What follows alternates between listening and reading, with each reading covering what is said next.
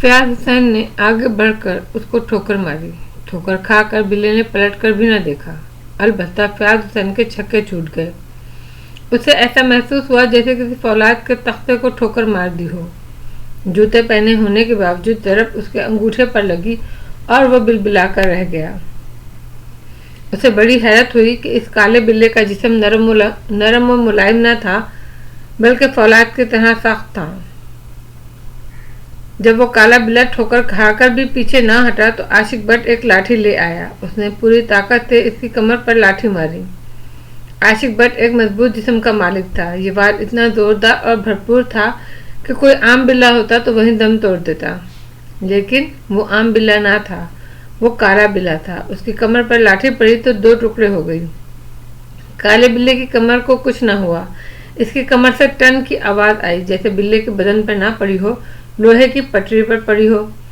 चौधरी जी, बलम लाऊं? डॉक्टर बूटे ने कहा। आशिक भट्ट जल्दी से बाहर निकला और चंद सेकंड में वापस आ गया। इस मर्तबा उसके हाथ में एक चमकीला तेज धार बलम था। आशिक भट्ट ने बड़े गुस्से से इस काले बिल्ले के पेट में बलम मारा। ख्याल था तेज धार का बलम उसके पेट के अंदर आर पार हो जाएगा, लेकिन फयाज हुसैन ने देखा कि बिल्ले को कुछ न हुआ। इस मर्तबा टन की आवाज भी न आई।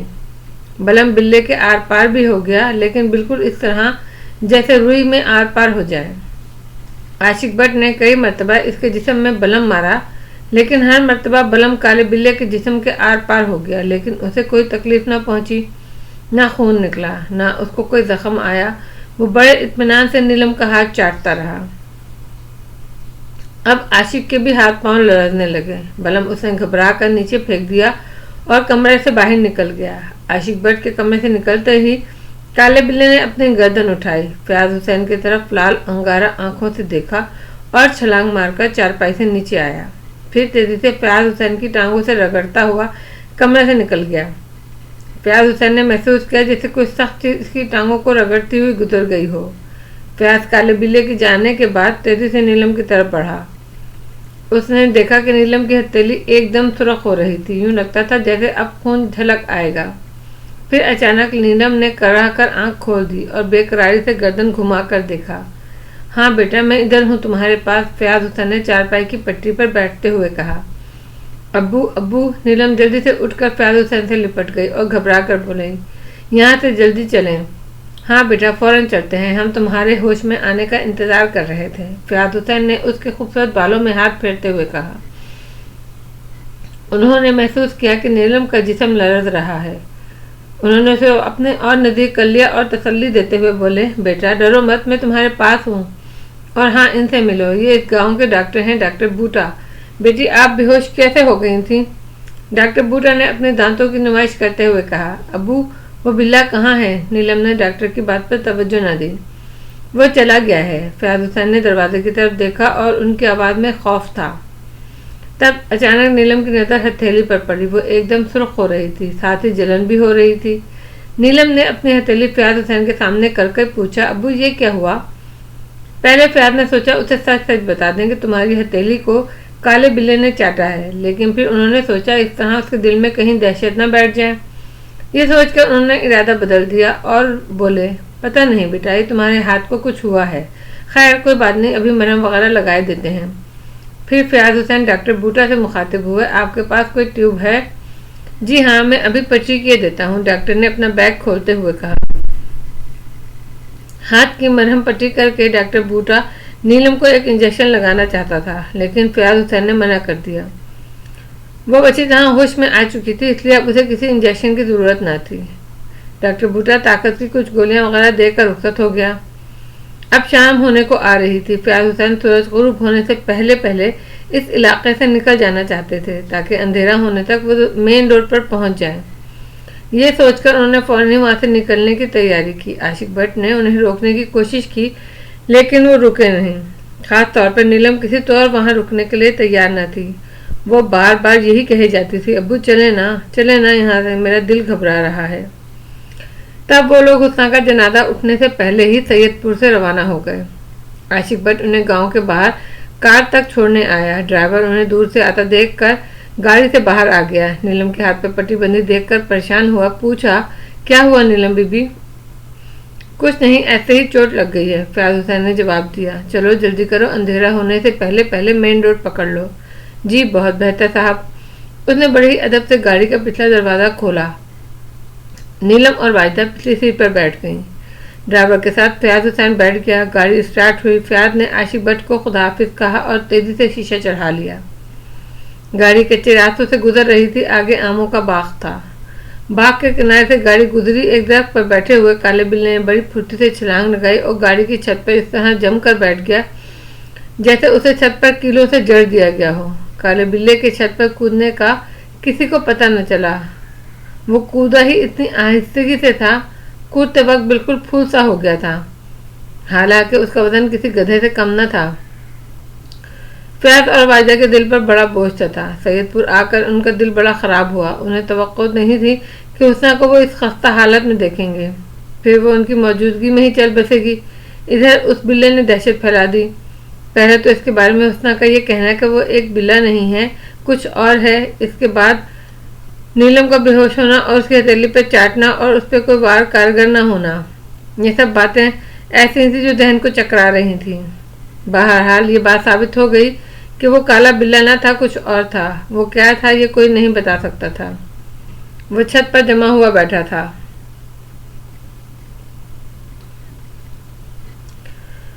और गाड़ी बड़ी रफ्तार से चल रही थी। गाड़ी के अंदर खामोशी छाई हुई थी। कोई किसी से बात नहीं कर रहा था। सब अपनी अपनी सोचों में डूबे हुए थे।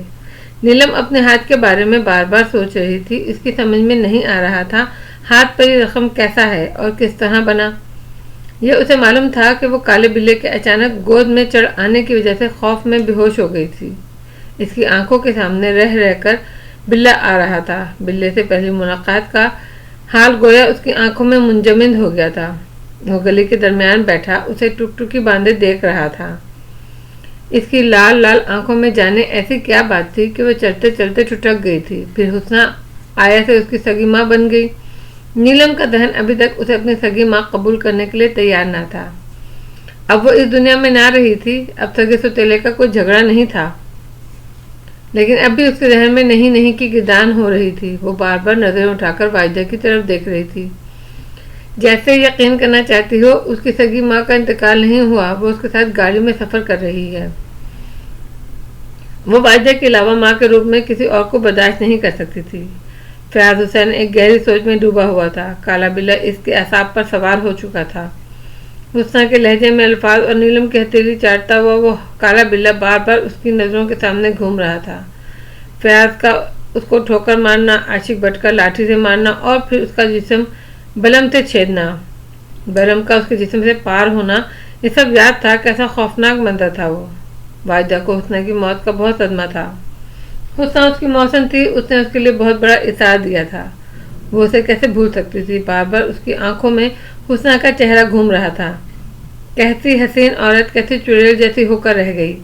टीबी कोई ऐसा मर्ज तो नहीं जिसका इलाज ना हो सके।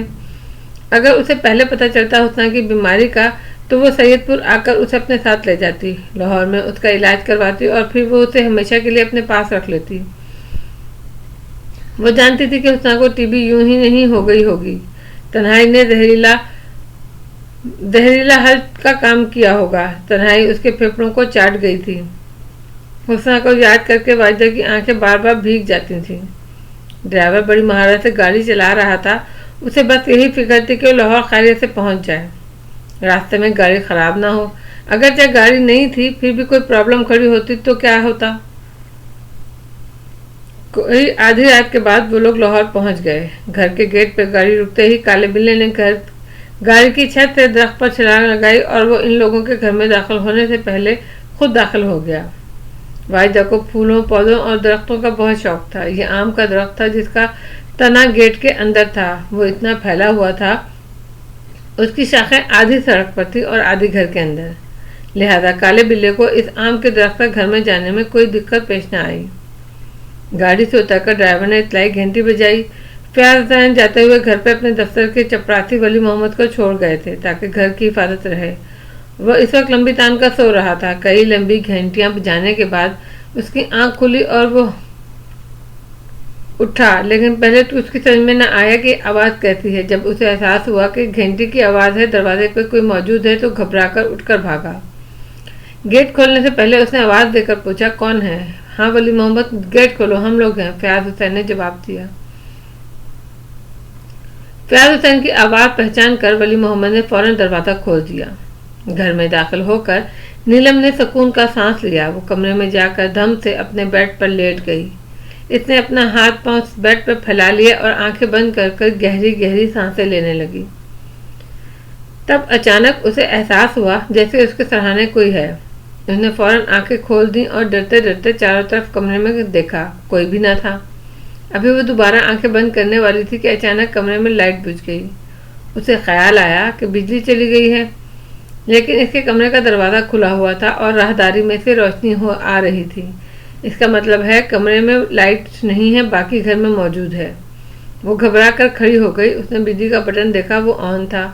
اس نے دوبارہ اسے آن آف کیا، لیکن ٹیوب نہ جلی۔ اس نے سوچا ٹیوب میں کوئی خرابی ہو گئی ہے۔ یہ سوچ کر اس نے اپنے بیڈ کے سرہانے رکھا ٹیبل لیمپ جلانا چاہا تو ایک تیز ہوا کا جھونکا آیا اور کمرے کا دروازہ چرچراتا ہوا ایک دھماکے کے ساتھ بند ہو گیا۔ کمرے میں اندھیرا گھوپ ہو گیا۔ ایک لمحے کو وہ کانپ کر رہ گئی، دل دھک سے رہ گیا۔ اس نے جلدی سے ٹیبل لیمپ کا بلب روشن کر دیا اور پھر آگے بڑھ کر دروازہ کھول دیا۔ دروازہ کھلا تو اس کے ساتھ ہی کمرے کی لائٹ بھی جل گئی۔ لائٹ کے نیچے شوکیس کے اوپر ایک بڑی سی گڑیا رکھی تھی۔ یہ نیلم کے بچپن کی یادگار تھی۔ اسے گڑیوں سے کھیلنے کا بڑا ہی شوق تھا۔ اس شوق کو دیکھ کر فیاض حسین نے ایک قیمتی جاپانی گڑیا اسے لا کر دی تھی۔ یہ گڑیا ایک نوزائیدہ بچے کے برابر تھی۔ اس کے اندر ایک کیسٹ لگا ہوا تھا۔ وہ چند جملے بھی بولتی تھی۔ اتنا عرصہ گزر جانے سے اس کا ٹیپ خراب ہو گیا تھا۔ اس کا رنگ و روغن بھی اڑ گیا تھا، لیکن سونے جاگنے کی عادت ختم نہ ہوئی تھی۔ لٹانے سے اس کی بڑی بڑی گلابی آنکھیں بند ہو جاتی تھیں اور اسے اٹھانے سے آنکھیں کھل جاتی تھیں۔ نیلم کو اس کی یہ آنکھیں بہت ہی پسند تھیں، لہذا وہ اسے ہمیشہ کھڑا کر کے رکھتی تھی تاکہ اس کی آنکھیں کھلی رہیں۔ اس گڑیا کے ساتھ خیر اب تو بچپن جیسی وابستگی نہ تھی، لیکن اب بھی کبھی کبھی وہ اسے اپنے ہاتھ میں اٹھا کر دیکھ لیتی تھی۔ اس وقت شوکیس پر کھڑی گڑیا پر اس کی نظر پڑی تو جانے کیوں اس کا دل چاہا وہ اسے اٹھا کر بے اختیار اس کی طرف بڑھی۔ ابھی اس سے 2 قدم کے فاصلے پر تھی کہ اس کے قدم جم کر رہ گئے اور وہ خوف زدہ ہو کر پیچھے ہٹی اور اتنی زور سے چیخی کہ پورے گھر میں اس کی چیخ گونج اٹھی۔ وہ لڑکھڑا کر بیڈ پہ گری اور اس نے اپنے ہاتھوں سے اپنا چہرہ چھپا لیا۔ چیخ سن کر فیاض اور واجدہ اس کے کمرے کی طرف بھاگے۔ کمرے میں آ کر دیکھا تو نیلم کو بیڈ پر گٹھی بنا ہوا پایا۔ وہ دونوں ہاتھوں سے چہرہ چھپائے تھر تھر کانپ رہی تھی۔ کیا ہوا بیٹا؟ فیاض حسین نے اس کے سر پر ہاتھ رکھتے ہوئے پوچھا۔ نیلم میری بیٹی، میری جان، تجھے کیا ہوا؟ واجدہ اس کے نزدیک بیٹھ کر اس کی آنکھوں سے ہاتھ ہٹانے لگی۔ نہیں امی نہیں، وہ خوفزدہ ہو کر بولی۔ امی وہ شوکیس، گڑیا، وہ ڈھانچہ۔ نیلم بے ربط الفاظ بولتی چلی گئی۔ واجدہ اور فیاض کی سمجھ میں کچھ نہ آیا۔ گڑیا، ڈھانچہ، واجدہ نے سوالیہ انداز میں دہرایا۔ نیلم تم کیا کہہ رہی ہو؟ کیا تم نے کچھ دیکھا ہے؟ ہاں امی، گڑیا کی جگہ ایک ڈھانچہ رکھا ہے۔ کہاں ہے بیٹی ڈھانچہ؟ تمہاری گڑیا اپنی جگہ شوکیس پر موجود ہے، واجدہ نے اسے بتایا۔ یہ سن کر نیلم نے اپنا چاند چہرے سے ہاتھوں کا بادل ہٹایا اور ڈرتے ڈرتے گڑیا کو دیکھا۔ واقعی اب وہاں کوئی ایسی چیز نہ تھی جس سے وہ خوف زدہ ہو جائے۔ اس کی جاپانی گڑیا اس کی بچپن کی ساتھی، جو اپنی انہی بڑی بڑی آنکھوں والے چہرے پر دھیمی مسکراہٹ سجائے اسے دیکھ رہی تھی۔ تو نے کیا دیکھا تھا بیٹی؟ امی ابھی جب میں اپنی گڑیا کو اٹھانے کے لیے اس کی طرف بڑھ رہی تھی تو امی میں آپ کو کیا بتاؤں کیسا خوفناک ڈھانچہ میں نے دیکھا۔ کسی مردے کی سوکھی کھوپڑی کی طرح اس کا چہرہ، آنکھوں کی جگہ گہرے گڑھے بال سر پر تھے نا، اور بالوں کی چٹیاں ادھر ادھر پڑی ہوئی تھیں۔ اس کی پسلیاں نکلی ہوئی تھی اور جسم کسی دیمک زدہ لکڑی کی طرح تھا۔ اس کے جسم پر بے شمار سوراخ تھے، لمبے لمبے سوکھے ہاتھ پاؤں، کھلا منہ، اس سے جھانکتے دانت۔ امی اس کا سر میری گڑیا جیسا ہی تھا، پتہ نہیں وہ بیٹھا تھا یا کھڑا تھا۔ نیلم اس ڈھانچے کے بارے میں بتاتے بتاتے پھر کانپنے لگی۔ ارے چل بے وقوف، کیا بے پر کیوں ہانک رہی ہے؟ واجدہ نے ہنستے ہوئے کہا۔ یہ الگ بات تھی، وہ اس ڈھانچے کے بارے میں سن کر خود لرز گئی تھی۔ امی آپ کو یقین نہیں آ رہا، नीलम ने रोमांसी होकर कहा, अरे चल, ऐसे में तेरा वहम होगा। यहाँ कहाँ ढांचा होता तो कहाँ गायब हो जाता। अम्मी, खुदा की कसम, मैंने ढांचा देखा है। नीलम ने वाइदा को यकीन दिलाने के लिए कसम खाई। अच्छा, अब कसम खाने की जरूरत नहीं, आराम से सो जाओ। अम्मी, आपको मालूम है जब मैं कमरे में आकर लेटी तो क्या हुआ? हाँ, क्या हुआ? इस मरतबा फयाज हुसैन ने पूछा। अब्बू, खुद ब खुद कमरे की लाइट ऑफ हो गई। नीलम ने फयाज को बताया। खुद ब खुद? फयाज ने पूछा। जी अब्बू, खुद ब खुद। कमरे का दरवाज़ा एक तेज हवा के झोंके से बंद हुआ। जब मैं आगे बढ़ी और बढ़कर दरवाज़ा खोला तो लाइट भी जल गई। ये सब क्या हो रहा है? क्यों हो रहा है? नीलम ने परेशान होते हुए लहजे में कहा। इस सवाल का किसी के पास जवाब न था। ये सब क्या हो रहा था वाइदा और फयाज तो पहले ही समझ गए थे। इनके दिमाग माउफ थे। सैयदपुर जाकर उन्होंने बड़ी गलती की थी।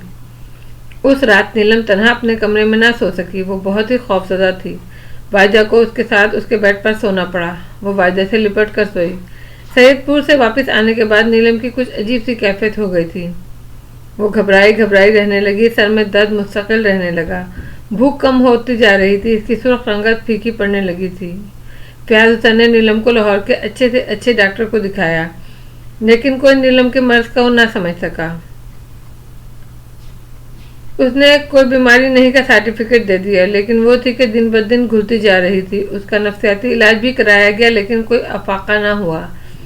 सर का दर्द कम हुआ, न भूख खुली। सुर्ख रंगत बदस्तूर दर्द होती जा रही थी। इस तरह एक माह गुजर गया। वो जो सैयदपुर से आया था वो इस घर में मुकीम था। वो किसी को नजर न आता था, लेकिन उसने सबको नजरों में रखा हुआ था। नीलम खास तौर पर उसकी निगाहों का मरकज थी। उसे देखे बगैर उसे चैन न आता था। वो इसकी रगों में अंधेरा बनकर उतर रहा था। नीलम बीमार हो रही थी, लेकिन उसे मालूम न था कि उसको क्या बीमारी है। एक दिन क्या हुआ, शाम को नीलम ने अपने टेलर के पास कपड़े देने जाना था। कपड़े तब्दील करके जब उसने जूते ढूंढते हुए नीचे झुककर देखा तो एक जूता गायब था। उसने सुर्ख जूते की तलाश में पूरा कमरा छान मारा, लेकिन वो कहीं नहीं मिला। फिर उसने सोचा चलो पहले पीले सैंडल पहन ले। इन कपड़ों से वो भी मैच कर रहे थे। पीले सैंडल को देखा तो वहाँ भी वही तमाशा। इस डब्बे से भी एक सैंडल गायब था। या अल्लाह, ये क्या? जूतों का एक एक पैर कहाँ गया? उसने अपने कमरे के अलावा पूरा घर छान मारा, लेकिन जूते न मिले। नीलम को इस कदर परेशान देखकर वाइदा ने उससे पूछा, क्या हुआ बेटी? अम्मी, डब्बों से मेरे जूते गायब हैं। मजे की बात यह है कि दोनों जूतों का एक एक पैर है। न लाल वाला जूता है जो मैंने अनारकली से लिया था, न पीला वाला सैंडल है जो आप लेकर आई थी। नीलम ने वाइदा को बताया। वाइदा ने इसके गुमशुदा जूतों को इधर उधर ढूंढने की कोशिश की, लेकिन वो ना मिलने थे ना मिले। तब वाइदा ने कहा, नीलम छोड़ो, कुछ और पहन लो। नीलम के पास जूतों की क्या कमी?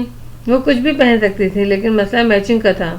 कोई और जूता पहनने के लिए उसे ड्रेस तब्दील करना पड़ता, उसे इस्त्री करना पड़ता, और इस वक्त वो इस्त्री के मूड में न थी। तब उसकी मुश्किल को वाइदा ने आसान कर दिया। इसके कपड़ों पर इस्त्री कर दी। नीलम ड्रेस तब्दील करके कमरे से निकली। गाड़ी गेट के बाहर खड़ी थी। वो चाबी घुमाती हुई आगे बढ़ रही थी कि अचानक उसकी नज़र दरख्त के तने पर पड़ी और वो ठुठक कर रुक गई। उसके दोनों गुमशुदा जूते दरख्त की सूखी टहनियों पर रखे हुए थे। गुमशुदा जूते देखकर उसे बड़ी खुशी हुई, लेकिन उसकी समझ में ये न आया ये जूते दरख्त तक कैसे पहुँचे और सूखी टहनियों पर अब तक अटके हुए कैसे हैं। जूते ऊंचाई पे रखे थे, इतनी ऊंचाई पे कि उन्हें हाथ बढ़ाकर उतारा नहीं जा सकता था। अभी वो यही सोच रही थी कि इन जूतों को कैसे उतारे। उसकी नज़र पत्तों पर पड़ी। वो बड़े बड़े पत्तों से चुपके से उसे झांक रहा था। वो कोई काला सा नेग्रो टाइप मर्द था। वो उसे बगौर देख रहा था। अब नीलम से यहाँ ना रुका गया। वो धड़कते दिल और लरसती टांगों के साथ घर के अंदर भागी। राहदारी में उसे वाइदा मिल गई। नीलम की उड़ी हुई रंगत देखकर वो परेशान हो गई। क्या हुआ? अभी तो तुम गई थी। अम्मी, बाहर पत्तों में कोई मर्द छुपा हुआ है। आओ मेरे साथ, मुझे दिखाओ, वाइदा ने जुर्रत का मुजाहरा करते हुए कहा। और अम्मी, मेरे जूते भी मिल गए हैं। वो आम के दरख्त की सूखी टहनियों में फंसे हुए हैं, नीलम ने चलते चलते बताया। वाइदा ने बाहर आकर देखा तो वहाँ कोई न था। उसने झाड़ियों में अच्छी तरह देख लिया। अलबत्ता नीलम के जूते जूं के तूं सूखी टहनियों पर रखे हुए थे। कहाँ है कोई मर्द? अम्मी, इन पत्तों के पीछे था।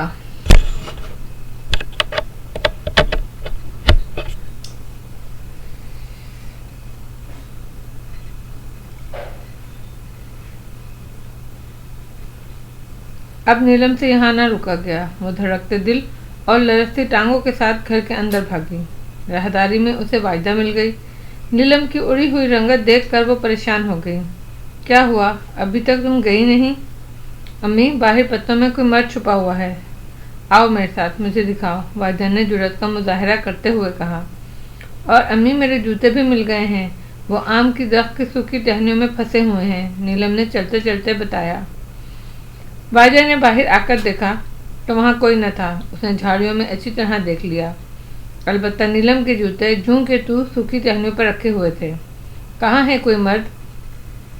अम्मी, इन पत्तों के पीछे था और मुझे बड़ी घूर घूर कर देख रहा था। अच्छा जाओ, अंदर से कोई डंडा वगैरह लाओ, वाइदा ने दरख्त के तने पर नजर डालते हुए कहा। जी अच्छा अम्मी, ये कहकर नीलम घर में दाखिल हुई। स्टोर में चंद मच्छरदानी के डंडे पड़े हुए थे। जब वो स्टोर में दाखिल हुई, इसने लाइट जलाने के लिए बटन पर हाथ रखा तो किसी ने उसका हाथ पकड़ लिया। किसी ने नीलम का हाथ पकड़ा, क्या पकड़ा, गोया उस पर क़यामत गुजर गई। स्टोर में दिन के वक्त भी अंधेरा रहता था। इस वक्त तो खैर मगरिब का वक्त हो चुका था, अंधेरा छाने लगा था। नीलम ने अंधेरा दूर करने के लिए बल्ब रोशन करना चाहा। बटन स्टोर में दाखिल होते ही दाएं जानिब था। नीलम ने अंदाजे से बटन पर हाथ रखा और अभी इसने बटन ऑन करने के लिए हाथ का दबाव बढ़ाया ही था कि इसका खूबसूरत, नर्म और नाजुक और गोरा हाथ किसी के हाथ में चला गया। वो लाइट न जला सकी। इसके हाथ पर किसी ने नरमी से गिरफ्त की थी। ये गिरफ्त गैर मुहज़्ज़िबाना न थी।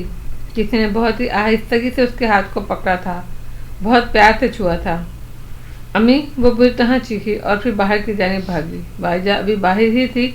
वो नीलम का इंतज़ार कर रही थी कि वो डंडा लाए तो वो उसके जूतों को उतारे। नीलम को बगैर डंडे और बदहवास होकर आते देखकर नीलम की माँ वाइदा परेशान हो गई। क्या हुआ नीलम? उसने पूछा। अम्मी, स्टोर में कोई है। मैंने लाइट जलाने के लिए हाथ बढ़ाया तो किसी ने मेरा हाथ पकड़ लिया। नीलम ने लंबे लंबे सांस लेकर जल्दी जल्दी बताया। अरे तू तो बहुत ही डरने लगी है।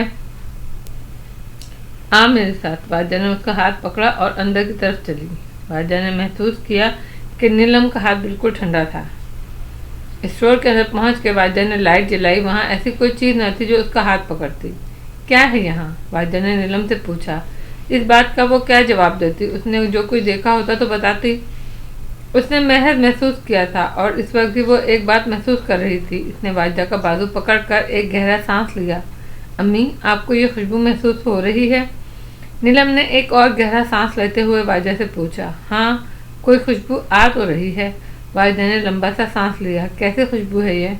नीलम ने सवाल किया। ये तो गुलाब के फूलों की खुशबू लगती है। वाइदा ने गहरा सांस लेकर कहा। स्टोर में ये खुशबू कहाँ से आ गई? अम्मी, मुझे डर लग रहा है। नीलम वाइदा के बाजू से लिपट गई। पगली, इसमें डरने की क्या बात है? कोई खुशबू से भी डरता है। अम्मी, यहाँ कुछ देर पहले ज़रूर कोई था। नीलम की आवाज़ में लर्जिश थी। अरे कोई नहीं था, वो महज तेरा वहम था। तुझे तो बाहर भी कोई आदमी नजर आया। पता नहीं तुझे क्या हो गया है, आजकल हर वक्त कुछ न कुछ नजर आता रहता है। अम्मी, मैं सच कह रही हूँ, इसके हाथ का लम्स अब तक मुझे महसूस हो रहा है। वो कोई बहुत गर्म हाथ था, बुखार ज़्यादा। नीलम ने अपने हाथ की पुष्ट पर हाथ फेरते हुए कहा। वाइदा ने इसकी बात का कोई जवाब न दिया। उसने आगे बढ़कर एक डंडा निकाला। वो खुशबू अभी तक आ रही थी। यूँ महसूस होता था जैसे स्टोर में मनो गुलाब रखे हों। डंडा निकालकर वाइदा बाहर आई। फिर वो घर के बड़े दरवाजे से बाहर निकली। नीलम इसके पीछे पीछे थी। वो बहुत सहमी हुई थी। दरख्त के तने पर अब वो जूते न थे, वो ज़मीन पर पड़े हुए थे, शायद हवा के झोंके से नीचे आ गिरे थे। नीलम ने अपने दोनों जूते उठाए, उन्हें उलट पलट कर देखा। वो सही सलामत थे। नीलम उस दिन टेलर के पास ना जा सकी। वो इतनी खौफजदा हो गई कि उसका बाहर निकलने को जी न चाहा। वो टेलीविज़न खोलकर बैठ गई। टेलीविज़न से कोई मौसीकी का प्रोग्राम आ रहा था। वाइदा किचन में थी। वो रात के खाने में मसरूफ़ थी। हुस्ना के जाने के बाद उसने कोई बाकायदा मुलाजमा न रखी थी। झाड़ू, पोछे और कपड़े धोने के लिए एक मासी रखी हुई थी जो सुबह काम करके चली जाती थी। फयाज हुसैन ने बार बार कहा, खाना पकाने के लिए भी एक मुलाजमा रख लो, सारा दिन किचन में घुसी रहती हो, लेकिन वाइदा इसके लिए राज़ी न हुई। वो खुद ही खाना पकाना चाहती थी। वक्त गुजारने के लिए कोई ना कोई इंतज़ाम तो करना ही था ना। ٹیلی ویژن دیکھتے دیکھتے اچانک نیلم کو محسوس ہوا جیسے کوئی اس کے آس پاس موجود ہے۔ اس نے ڈرتے ڈرتے ٹیلی ویژن اسکرین سے نظریں ہٹا کر دائیں بائیں دیکھا، کوئی نہ تھا۔ وہ پھر ٹیلی ویژن دیکھنے لگی، لیکن اس کا سکون لٹ چکا تھا۔ وہ بے چین ہو گئی۔ پھر اسے اچانک محسوس ہوا جیسے کسی نے اس کے چہرے کے نزدیک لمبا سانس لیا ہو۔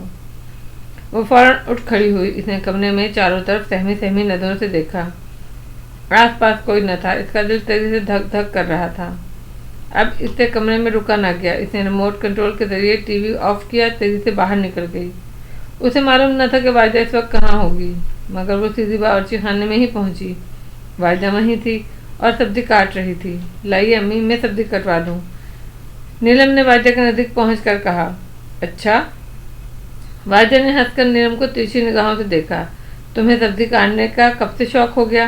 ابھی سے، نیلم نے سرسری سا جواب دیا۔ تم نے ٹی وی کیوں بند کر دیا؟ اتنا اچھا گانا آ رہا تھا۔ واجدہ نے پوچھا۔ آپ سن رہی تھی کیا؟ ٹی وی کھول دوں؟ نیلم نے کہا۔ نہیں، تم مجھے یہ بتاؤ تم نے ٹی وی بند کیوں کیا، جبکہ تم موسیقی کے پروگرام پر جان و دل سے فدا ہو اور اس وقت تمہارا پسندیدہ فنکار اسکرین پر تھا۔ سچ بتا دوں؟ نیلم نے واجدہ کی آنکھوں میں دیکھا۔ ہاں ہاں بتاؤ، واجدہ نے مسکرا کر کہا۔ مجھے کمرے میں ڈر لگ رہا تھا امی۔ نیلم، اب تم بڑی ہو گئی ہو، واجدہ نے ہنس کر کہا۔ امی، میں جانتی ہوں میں بڑی ہو گئی ہوں، بچی نہیں رہی، لیکن میں کیا کروں، مجھے ڈر لگ رہا ہے۔ جب سے ہم سید پور سے ہو کر آئے ہیں تب سے خوفزدہ کرنے والے واقعات کا سلسلہ شروع ہو گیا ہے۔ امی، یہ سب کیا ہو رہا ہے؟ کہیں کچھ نہیں ہو رہا، واجدہ نے بے نیازی سے کہا۔ آؤ چلو ٹی وی لاؤنج میں چلتے ہیں، میں وہیں بیٹھ کر سبزی کاٹ لوں گی، پروگرام بھی دیکھ لوں گی۔ ٹھیک ہے چلیں، نیلم واجدہ کے پیچھے پیچھے ہو لی۔ ٹی وی لاؤنج میں آ کر نیلم صوفے پر پڑا ریموٹ کنٹرول اٹھایا اور ٹی وی کھول دیا۔ ٹی وی کی اسکرین فوراً روشن ہو گئی اور ایک روشن چہرہ ٹی وی اسکرین پر نمودار ہوا۔ واجدہ اپنی سبزی کے ساتھ نیچے قالین پر بیٹھ گئی۔ نیلم صوفے پر برجمان ہو گئی۔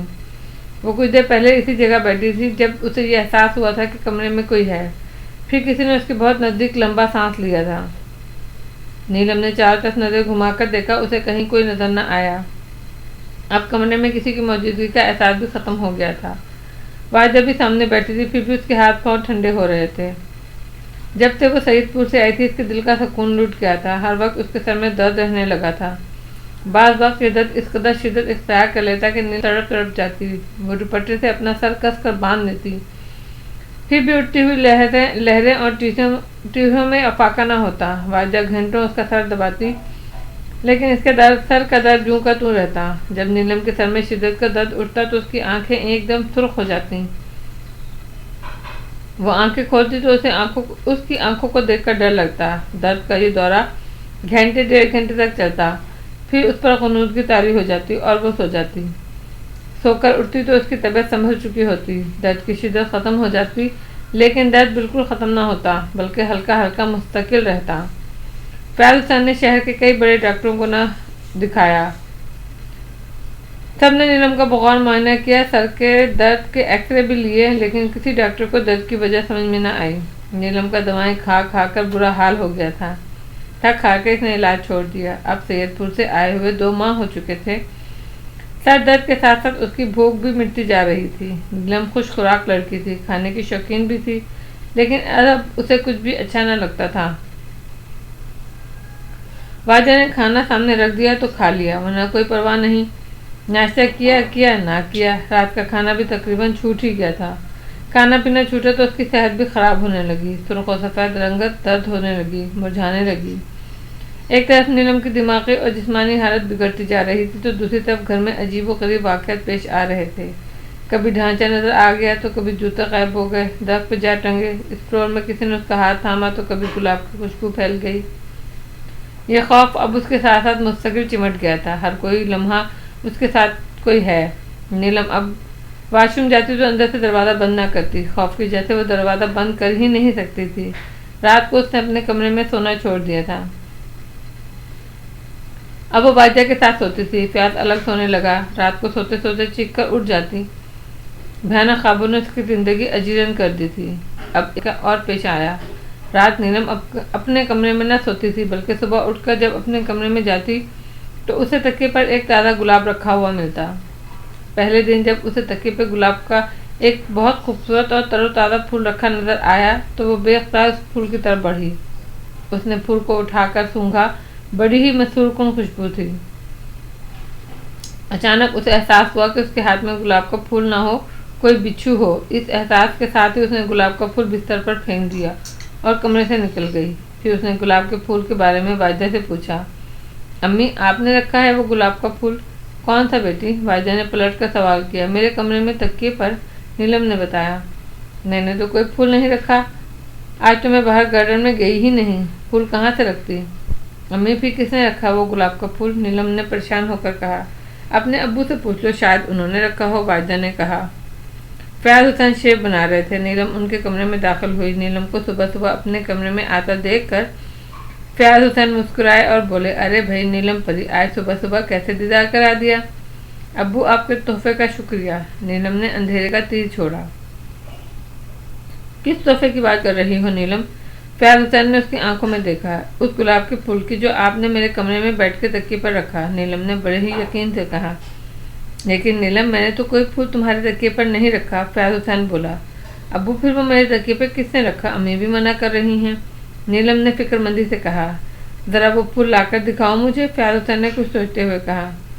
जी अभी लाई। कहने को तो उसने कह दिया, लेकिन अपने कमरे में जाने की अब इसमें हिम्मत ना थी। उसने वाजिदा को किचन से अपने साथ लिया, कमरे में आई। वो गुलाब का फूल झूम कर तुम बेड पर पड़ा हुआ था। अरे ये तो जर्द गुलाब है। वाजिदा ने जल्दी से आगे बढ़कर वो फूल उठा लिया। हमारे गार्डन में तो जर्द गुलाब का कोई पौधा नहीं। फिर ये कहाँ से आ गया? नीलम ने फिक्रमंद होकर पूछा। चलें अब्बू को दिखाएं। वो गुलाब का फूल किसने तकिए पर रखा, कहाँ से आया, ये कोई न बता सका। लेकिन अब ये रोज़ का मामूल बन चुका था। सुबह ही सुबह गुलाब का एक ताज़ा फूल। नीलम के बाद औकात ये फूल इस कदर तरोताज़ा होता कि इस पर शबनम के कतरे साफ चमकते नजर आते हैं। खुशबू भी गुलाब के आम फूल के मुकाबले में तेज़ और मशहूर कुन होती। ये गुलाब के फूल मुख्तलिफ रंगों में होते हैं। कभी काला गुलाब होता है, कभी गहरा सुर्ख।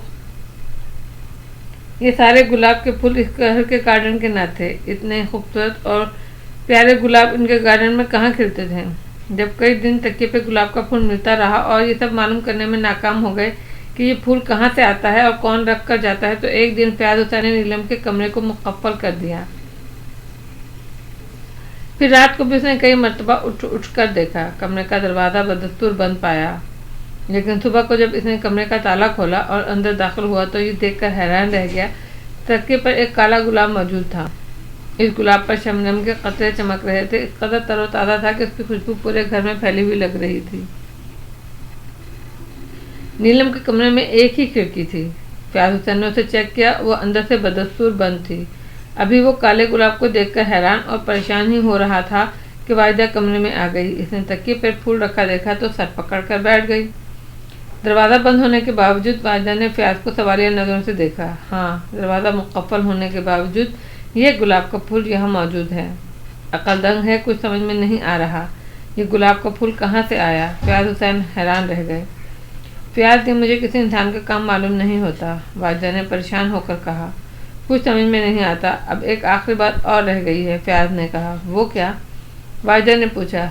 कमरे की हर तरह निगरानी करके देख ली है।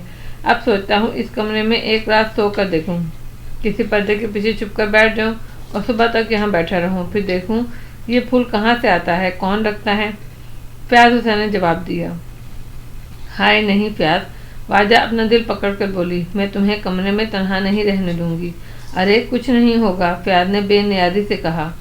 ना फयाज, ऐसा सोचना भी नहीं। मैं तुम्हें किसी कीमत पर कमरे में अकेला नहीं रहने दूंगी। अच्छा ऐसा करो, दोनों रहते हैं, फयाज हुसैन ने मुस्कुराकर कहा। ना बाबा ना, मेरे बस का नहीं। खुदा ना खासा कुछ नज़र आ गया तो मेरा तो हार्ट ही फेल हो जाएगा।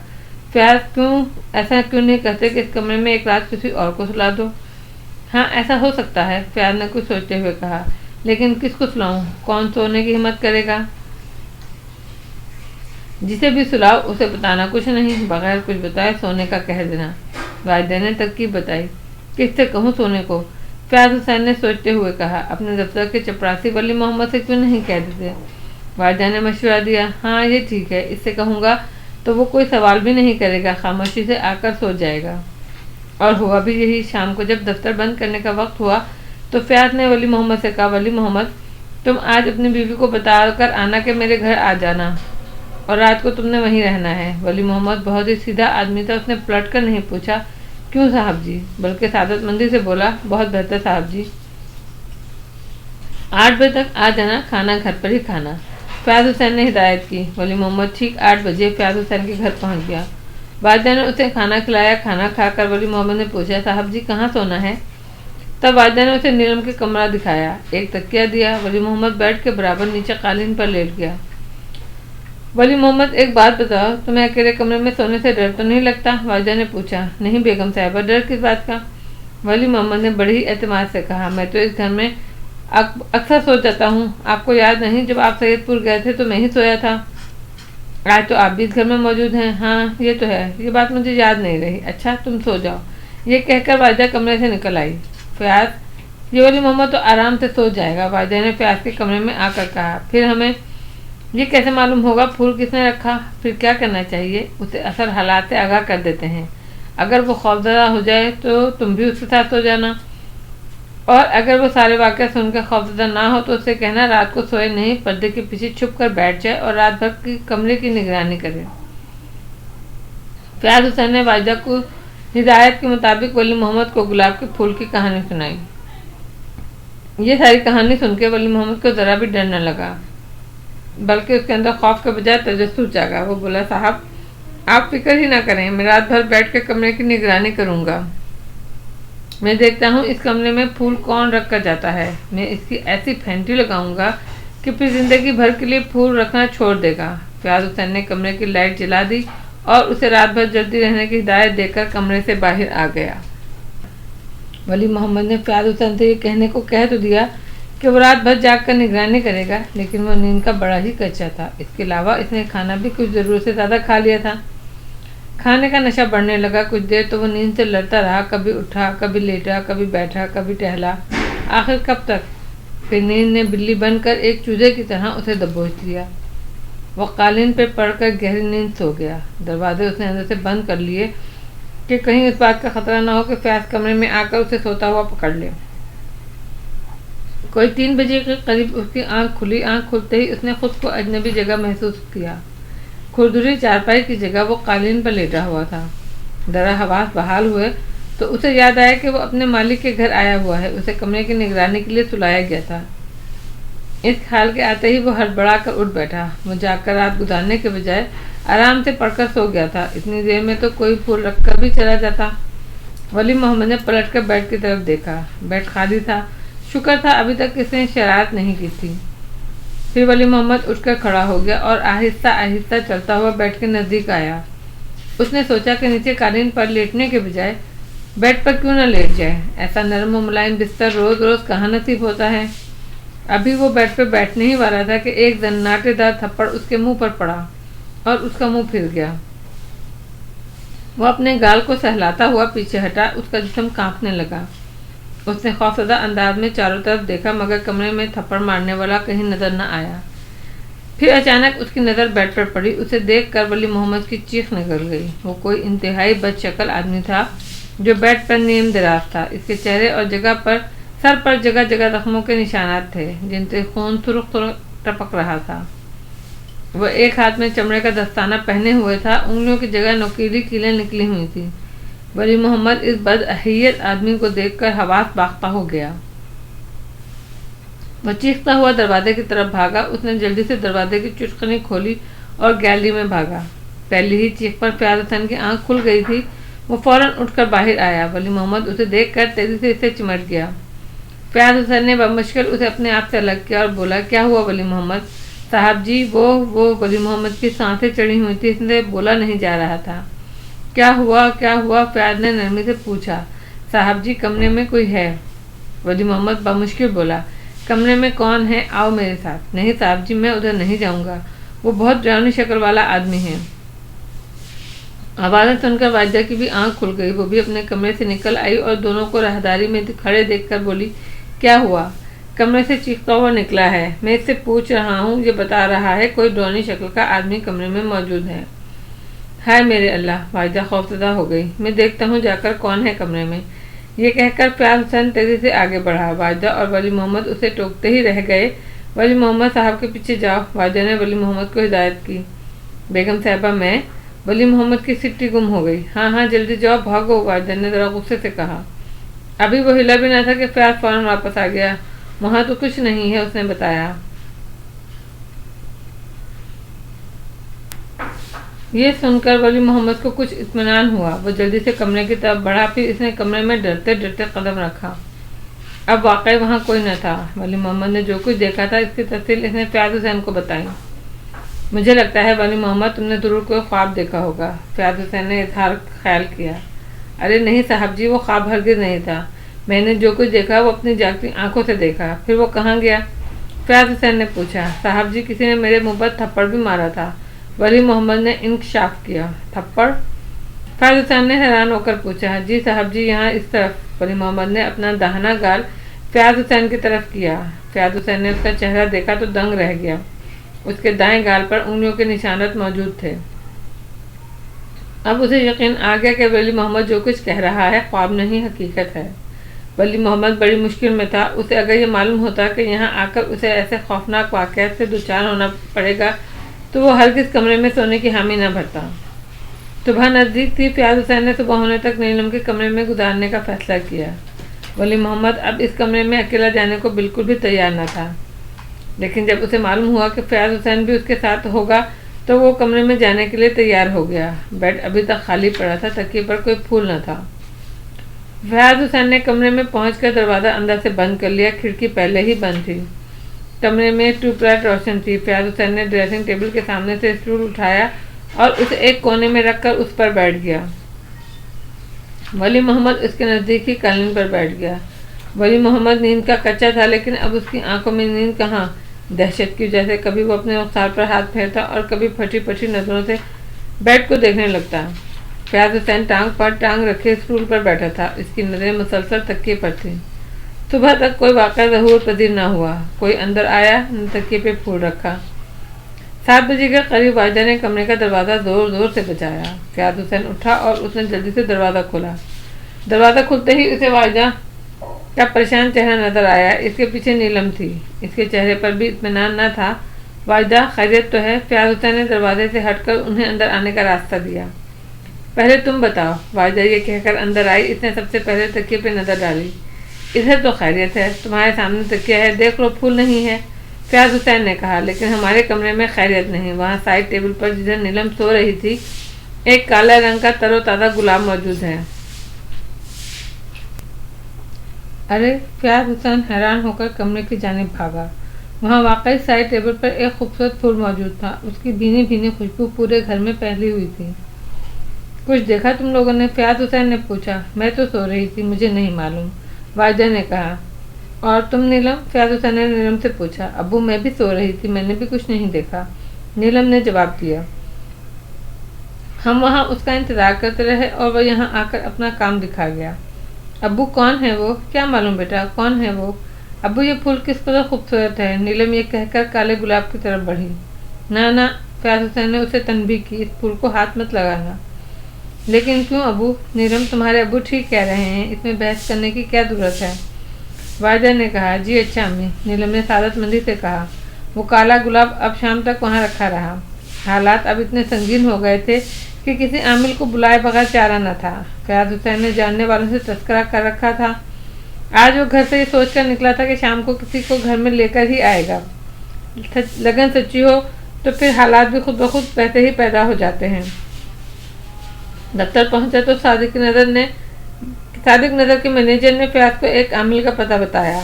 ये आमिल कारोबारी आदमी ना था, बल्कि बहुत कम लोग जानते थे कि वो आमिल है। वह एक प्रेस में मुलाजिम था और शाहनूर स्टूडियो के अक़ब में जो आबादी थी वहाँ रहता था। उसका नाम फतेह मोहम्मद था।